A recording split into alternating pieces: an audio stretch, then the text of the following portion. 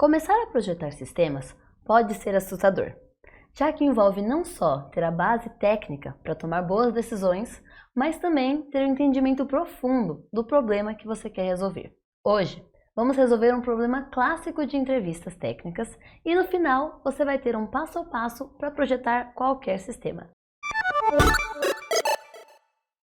Para começo de conversa, o que é arquitetura de software? É o processo de determinar os componentes de um sistema, definir como eles vão se comunicar entre si e garantir que tudo atenda a um conjunto de requisitos e padrões de qualidade. Nas entrevistas técnicas, você pode ver esse processo sendo chamado de System Design. A palavra-chave quando projetamos sistemas é trade-offs.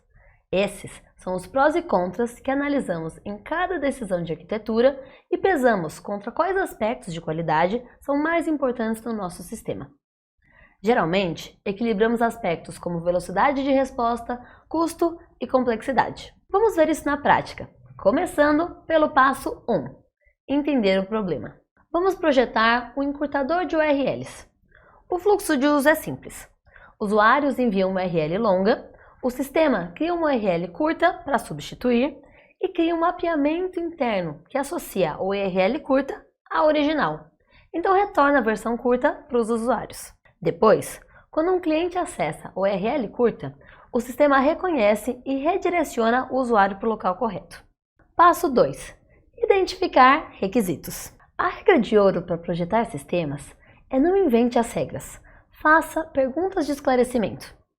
É isso que seu entrevistador espera em uma entrevista de arquitetura. Suas perguntas devem te guiar a entender exatamente como seu produto final deve ser e quaisquer requisitos ou restrições específicas. Quando falamos de requisitos em arquitetura de sistema, podemos dividi-los em dois tipos: requisitos funcionais e não funcionais.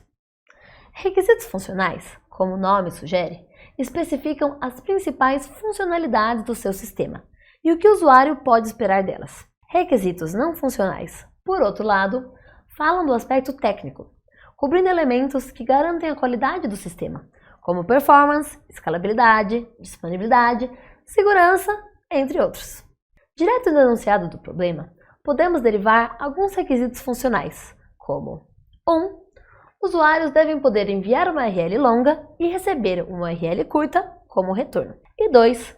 Quando um cliente acessa uma URL curta, ele deve ser redirecionado para a URL longa original. Algo que não estava explícito nas instruções do problema, mas seria uma boa pergunta para fazer ao entrevistador, é se devemos implementar algum tipo de registro de conta para que usuários possam gerenciar suas URL curtas criadas, tendo uma visão centralizada e podendo habilitar, desabilitar ou até deletar as URLs geradas. Vamos imaginar que perguntamos ao entrevistador e ele disse que sim. Agora, temos novos requisitos funcionais. Então, 3. Usuários devem poder se registrar e fazer login no sistema. E 4. Usuários devem poder gerenciar suas próprias URLs curtas, incluindo habilitar, desabilitar ou deletá-las. Lembre-se que o entrevistador pode não te entregar todos os detalhes de cara. Eles não estão tentando te enganar ou querendo que você fale, mas estão checando sua habilidade de pensar no fluxo de uso completo, experiência do usuário e considerar casos extremos. Também precisamos considerar os requisitos não funcionais. Você pode perguntar ao entrevistador se existem requisitos não funcionais específicos, como preocupações de segurança ou limitações de tecnologia. Mas em termos gerais de qualidade de sistema, vamos imaginar que nossas prioridades são: o sistema deve ter uma relação de 1 para 1 entre URLs curtas e longas correspondentes. Ou seja, queremos prevenir geração duplicada de URLs curtas, ou uma URL curta que aponte para mais de uma URL longa. O sistema deve ter baixa latência, ou seja, o tempo entre a requisição do cliente e a resposta deve ser curto. Você pode definir um limite específico, como responder em menos de 100 milissegundos, por exemplo. O sistema deve ser altamente disponível, ou seja, o sistema deve estar continuamente disponível com nenhum ou quase nenhum tempo fora do ar. O sistema deve ser resiliente a falhas, ou seja, deve ser capaz de se adaptar e se recuperar de erros e falhas. Passo 3. Prever padrões de tráfego. Esse é o ponto da entrevista quando queremos começar a introduzir números. Em um cenário de mundo real, tentaríamos fazer previsões baseadas em dados que já temos, como quantos clientes nosso sistema tem, quantas vezes por dia eles usam cada operação e o crescimento esperado da empresa. Em uma entrevista, é uma boa ideia perguntar ao entrevistador essas informações ou inventar seus próprios números e perguntar se parecem plausíveis. Nesse cenário, podemos imaginar que podemos esperar 1 milhão de novas URLs curtas criadas por dia, 100 milhões de redirecionamentos por dia, pico médio de tráfego de aproximadamente 1.200 redirecionamentos por segundo, retenção de dados esperado de 5 anos. Algo importante a notar é a proporção de leitura para escrita do nosso sistema, de 100 leituras para 1 escrita, o que é típico para o encurtador de URL, já que uma única URL curta tende a ser acessada muitas vezes após ser criada. Isso significa que nosso sistema vai precisar de muito mais poder de processamento para redirecionar do que para criar URLs, o que é algo a se considerar em termos da necessidade de escalabilidade. Escalar significa adaptar a infraestrutura do seu sistema para suportar mudanças no tráfego. Em outras palavras, dar mais recursos em momentos de pico de requisição e remover recursos quando não são mais necessários. Considerar isso é crucial para o nosso requisito não funcional de ter um sistema altamente disponível. Isso me leva a um conceito importante de arquitetura de software: monolito versus microserviços. Um monolito é uma unidade única de uma aplicação, que centraliza todos os componentes. Você pode imaginar como um canivete suíço. Microserviços, por outro lado, quebram o software em serviços menores e independentes, especializados em uma única parte da aplicação, como se fossem diferentes ferramentas em uma caixa de ferramentas. A análise de trade-offs entre monolitos e microserviços é uma discussão mais longa, para outro vídeo. Mas uma coisa que gostaria de destacar é que um monolito pode adicionar complexidade em termos de escalabilidade, já que não podemos escalar apenas as funcionalidades que precisam, mas temos que escalar a unidade inteira. Microserviços oferecem flexibilidade, porque podemos escalar cada componente independentemente. Considerando que nosso sistema tem a realidade de ter 100 vezes mais leituras do que escritas, sem restrições extras, estou inclinada a quebrá-lo em microserviços, o que me leva ao passo 4, desenhar componentes em alto nível. Agora que temos nossos requisitos, podemos começar a visualizar em alto nível quais partes diferentes compõem nosso sistema e onde estão os pontos de conexão. Como eu disse no passo anterior, quero dividir meu back-end em microserviços. Então estou criando um serviço para cada funcionalidade.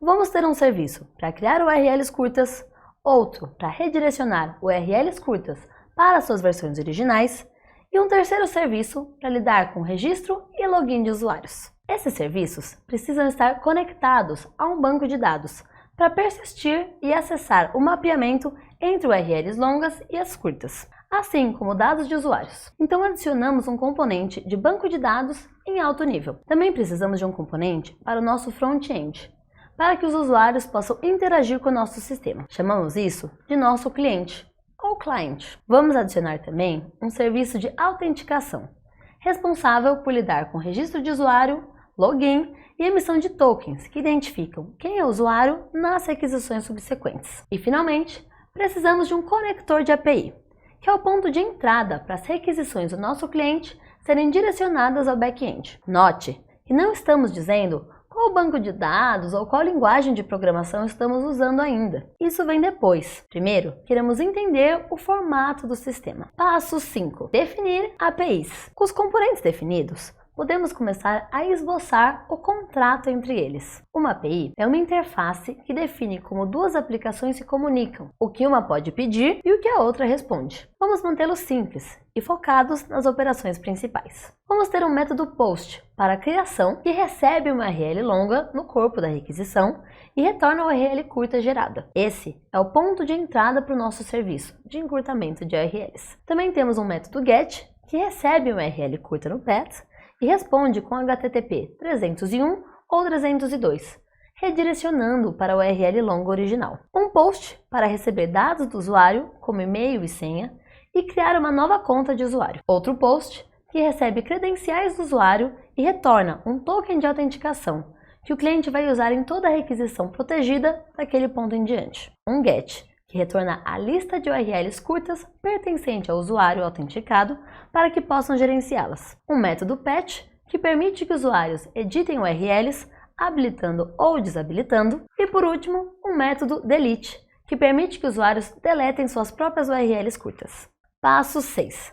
Selecionar a stack técnica. Perceba como até esse ponto não pensamos em serviços ou tecnologias específicas. O ponto principal é resolver o problema e a implementação vem como consequência. Agora que temos nossos requisitos determinados e a base dos nossos componentes, podemos pensar na stack técnica, ou seja, nas ferramentas específicas. Para esse exemplo, vamos ver como nossa arquitetura ficaria usando os serviços da AWS. Aqui está um mapeamento possível. Para nossos microserviços, vamos adicionar uma instância Amazon EC2 para cada serviço. Essas são instâncias de servidores que você pode configurar e gerenciar e que permitem escalabilidade independente, como mencionamos antes. Para garantir resiliência e disponibilidade, podemos adicionar pelo menos 2 servidores por microserviço. Isso é chamado de redundância de servidores e nos assegura que mesmo se um servidor falhar, a aplicação ainda estará rodando no outro e não vai cair. Poderíamos também ir de serverless e criar diferentes funções Lambda para cada serviço. Aplicações serverless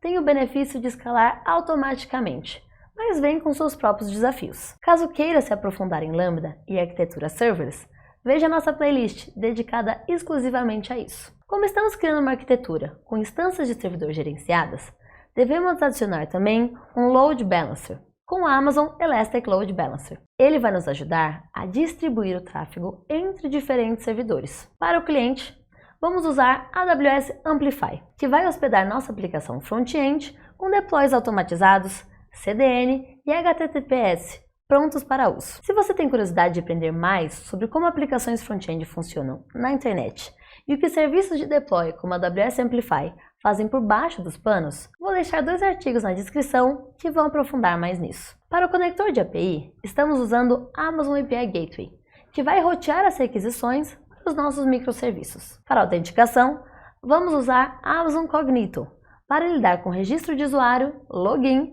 e emissão de tokens, sem precisarmos construir isso do zero. Ele também integra com a API Gateway para autorizar os endpoints protegidos que definimos anteriormente. Finalmente, para banco de dados, a decisão mais básica é escolher entre um banco SQL ou NoSQL. Tem muito mais que poderíamos aprofundar aqui, mas a principal diferença está em como cada um deles estrutura os dados. Um banco SQL vai ser estruturado como tabelas, com linhas e colunas, enquanto um banco NoSQL é construído em pares chave-valor, que tendem a ter menor latência em leituras. Um banco SQL pode ser preferido se você tem dados altamente estruturados e quer realizar diferentes operações de join. Como nesse caso, nossos dados são simples, facilmente estruturados como pares de chave-valor, e nossos requisitos não funcionais esperam que a gente priorize baixa latência, estou escolhendo NoSQL e adicionando Amazon DynamoDB no nosso diagrama. Novamente, essa é uma das combinações válidas,